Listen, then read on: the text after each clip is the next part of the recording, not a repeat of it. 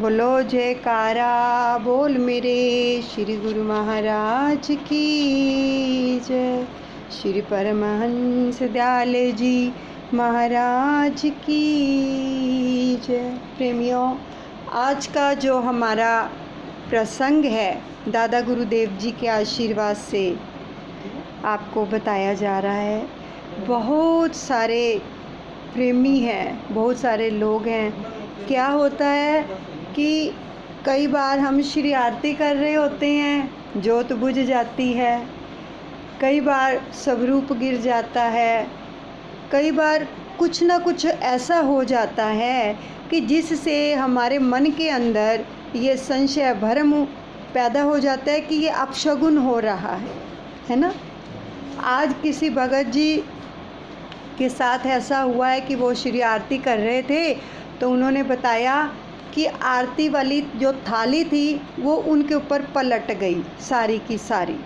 तो उनके मन के अंदर ये संशय भ्रम आ गया कि कहीं ये अपशगुन तो नहीं हो गया, क्योंकि तकरीबन लोग ऐसा ही समझते हैं जब भी ऐसा होता है तो। लेकिन ये आपको बता दिया जाए कि ऐसा नहीं होता, ये अपशगुन नहीं होता है। इसका प्रत्यक्ष प्रमाण दिया है दादा गुरुदेव जी ने, वो अभी आपको बताया जाएगा।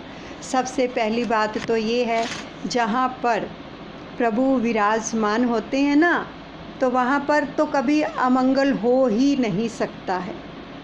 वहाँ पर कभी अमंगल हो ही नहीं सकता है, क्योंकि श्री रामायण जी में भी श्री राम प्रभु क्या फरमाते हैं, मंगल भवने अमंगल हारी, यानी कि वो हर जगह मंगल करते हैं, वो अमंगल को हरते हैं।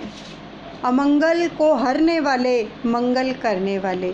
जहाँ पे प्रभु विराजमान हो तो वहाँ पर कैसे अमंगल हो सकता है। अब ये जो चीज़ें हमारे साथ होती हैं ना, क्यों होती हैं? देखो, हमारे पास ऐसी दृष्टि नहीं है कि हम उसको देख पाएँ, और जो हमारे साथ घटित होने वाला है उसको देख पाएँ। यह तो वो ही देख पाता है और हमारी रक्षा करता है।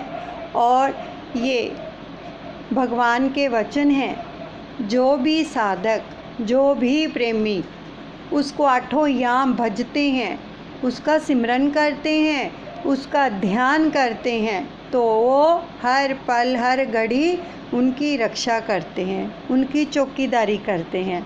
और श्री गुरु नानक देव जी ने भी अपनी वाणी में फरमाया है कि जिस घर के अंदर प्रभु का सिमरन होता है, भगवान का नाम लिया जाता है, काल कोसों दूर रहता है उस घर से, उस दहलीज के पार नहीं आ सकता वो। तो फिर हम कैसे ये मान लें कि अगर कुछ ऐसा होता है तो हमारा अमंगल हो जाता है या अपशगुन हो जाता है। इसलिए अपने दिमाग से ये बात बिल्कुल निकाल दें। उस वक्त क्या होता है, हमारे ऊपर कोई भारी कष्ट आना होता है जो प्रभु अपने ऊपर ले लेते हैं। उस टाइम कोई अमंगल नहीं होता है, उस समय रक्षा हो रही होती है, क्योंकि हम तो देख नहीं पाते हैं कि प्रभु अपने कोमल तन के ऊपर कितना कुछ सहकर अपने प्रेमियों की रक्षा करते हैं, और हमें लगता है कि अपशगुन हो गया। अब इसका प्रत्यक्ष प्रमाण क्या है? ये बिल्कुल सत्य है, और हमने अपनी कानों से सुना। उनके पास बैठे सभी जानते हैं भगत अमीरचंद जी को। भगत अमीरचंद जी जो कि पाकिस्तान में श्री टेरी में रहते थे, और दादा गुरुदेव जी के निजी सेवादारों में से एक वो भी थे, भगत अमीरचंद जी, जिनके घर के अंदर ही हमारे श्री श्री 108 श्री परमहंस दयाल दादा गुरुदेव जी का समाधि स्थल है, उन्हीं के घर के अंदर। तो उनके जो पोते हैं, भगत अमीरचंद जी के जो पोते हैं, वो गाज़ियाबाद में रहते हैं। उनसे मिलना हुआ हमारा। हम उनके घर गए, उनके दर्शन किए, बहुत अच्छा लगा। तब उनसे बात हुई, तब उन्होंने हमें ये बात बताई कि जो दादा गुरुदेव जी हैं, उनके जो निजी सेवादार थे भाई योगानंद जी, भाई विवेकानंद जी। तो जो भाई योगानंद जी थे, स्वामी विवेकानंद जी थे, स्वामी विवेकानंद जी को सिकंदराबाद जब देश विभाजन हुआ तो सिकंदराबाद में वो सारी संगत को लेकर आ गए, जो भी घर टेरी में थे। तो जब वो वहाँ पर सिकंदराबाद में आ गए तो उसके बाद उन्होंने बताया कि क्या हुआ कि वो बहुत छोटे थे, 4-5 साल के थे जब वो इधर देश विभाजन के समय इधर आ गए श्री टेरी से। तो उसके बाद थोड़े से बड़े हुए होंगे तो स्वामी विवेकानंद जी से ही उन्होंने नाम दीक्षा ली, उनके पोते ने भगत मीरचंद जी के। तो क्या हुआ, उन्होंने बताया कि मैं ना छत से गिर गया। जब छत से गिर गया तो जो मेरी बहन थी वो दादा गुरुदेव जी के श्री चरण कमलों में जोत जलाई उसने, और उनको तो फिर हॉस्पिटल ले गए थे। वो जो छत से गिर गए थे तो पीछे से उसने जोत जलाई और प्रार्थना की अपने भाई के लिए कि दादा गुरुदेव श्री परमहंस दयाल जी मेरे भाई की रक्षा करना। ठीक है। अब वो बाहर आ गई, थोड़ी देर बाद अंदर गई तो क्या देखती है कि दादा गुरुदेव जी का आधा स्वरूप जल गया। जोत उसने जलाकर रखी थी लेकिन दादा गुरुदेव जी का आधा स्वरूप जल गया।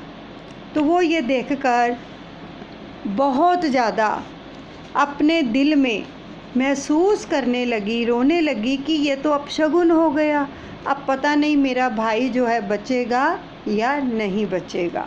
तो वो दौड़ी दौड़ी स्वामी विवेकानंद जी के पास चली गई और स्वामी विवेकानंद जी को श्री परमहंस दयाल जी से वरदान प्राप्त था कि आप जिसको जो भी कहोगे वो सत्य हो जाएगा, यानी वाक सिद्धि प्राप्त थी उनको। दादा गुरुदेव जी के जितने भी निजी सेवादार हुए हैं उन्होंने इतनी तपस्याएं की हैं, इतना दादा गुरुदेव जी का ध्यान करके इतना तप किया है कि दादा गुरुदेव जी ने अपने निजी सेवादारों को वरदान दे रखे थे। और स्वामी विवेकानंद जी ने सिकंदराबाद में इतनी कृपा की कि जितने भी वहाँ पर घर थे, जिसके घर में भी पुत्र नहीं था, सबको पुत्र रत्न का आशीर्वाद दिया और सबको पुत्र रत्न की प्राप्ति हुई। इतने पहुँचे हुए थे दादा गुरुदेव जी के जितने भी निजी सेवादार थे, जिनको ध्रुव तारा सप्तऋषि मंडल के नाम से जाना जाता है, और जिनके इन सप्तऋषि ध्रुव तारा सप्तऋषि मंडल के बीच में हमारे श्री 108 हमारे श्री नंगली निवासी भगवान जी भी आते हैं। वो भी इनके निजी सेवादार थे। तब कईयों ने दर्शन किए होंगे कि जयपुर में प्रभु जी आराम कुर्सी के ऊपर विराजमान है और सभी पीछे खड़े हुए हैं, और भगत मीरचंद जी और शायद स्वामी अखंडानंद जी नीचे बैठे हुए हैं। तो क्या हुआ, अब उनकी जो सिस्टर थी वो भागी भागी आई स्वामी विवेकानंद जी के पास कि अपशगुन हो गया है, अब मेरा भाई पता नहीं बचेगा या नहीं बचेगा। तो स्वामी विवेकानंद जी को उसने बताया कि मैं तो अपने भाई के लिए जोत जला के आई थी और दादा गुरुदेव जी से प्रार्थना कर रही थी कि मेरा भाई जो है ठीक होकर घर आ जाए। और जब मैं थोड़ी देर बाद अंदर गई तो आधा स्वरूप जल गया दादा गुरुदेव जी का, तो इसका मतलब अपशगुन हो गया है। तो स्वामी विवेकानंद जी ने फरमाया, नहीं, जहाँ पर वो विराजमान होते हैं वहाँ पर तो अमंगल का काम ही नहीं है, वहाँ तो मंगल ही मंगल होता है। उनका कहने का भाव ये था। और उन्होंने फरमाया कि नहीं, ये तो दादा गुरुदेव जी ने सारा तुम्हारे भाई का कष्ट अपने ऊपर ले लिया है, तुम्हारा भाई बिल्कुल सदा सलामत होकर घर वापस आएगा। तो वही बात हुई। तो जो भगत मीरचंद जी के पोते जिनसे हम मिले थे वो बिल्कुल सही सलामत होकर घर वापस आ गए। तो आप आज के बाद अपने मन के अंदर कभी भी ये मत सोचना जोत बुझ जाए या स्वरूप गिर जाए या कुछ भी हो जाए तो वो अमंगल नहीं होता है, वो हमारा मंगल कर रहे होते हैं अपने तन पर कष्ट लेकर। अब देखो श्री टेरी में जब जो मंदिर को क्षतिग्रस्त किया गया, तो क्या किया प्रभु ने? सारा कष्ट अपने ऊपर लिया। ये रचना थी उनकी। अगर वो अपने ऊपर कष्ट ना लेते तो आज ये रास्ता कैसे खुलता तेरी धाम का हम जीवों के लिए? हमें कैसे दर्शन दीदार होते? ये पता नहीं कैसे कैसे प्रेमियों की पुकार थी, रोते थे दिन रात जो कि हमें तेरी में दर्शन हो। तो देखो, अपने भक्तों के लिए प्रभु कुछ भी कर सकते हैं, कुछ भी, यानी कि अपने तन के ऊपर भी कष्ट सह लेते हैं, कुछ भी कर सकते हैं, क्योंकि वो कुल मालिक हैं। उनके लिए कुछ भी असंभव नहीं है, सब कुछ कर सकते हैं। तो इसलिए देखो, आज कितने लोग फैज़ उठा रहे हैं। हमारे श्री श्री 108 श्री हजूर सतगुरुदेव भगवान जी ने जाकर वहाँ पर सबके लिए ही आज्ञा फरमा दी कि कोई भी आ सकता है, रास्ता खोल दिया। और 2 बार खुद भी श्री दर्शन करके आए हैं श्री हजूर सतगुरुदेव भगवान जी। तो देखो, ये किसकी रचना हुई? दादा गुरुदेव जी की। और हमारे श्री हजूर सतगुरुदेव भगवान जी जब भी वचन फरमाते हैं, बार बार अपने मुखारविंद से क्या फरमाते हैं?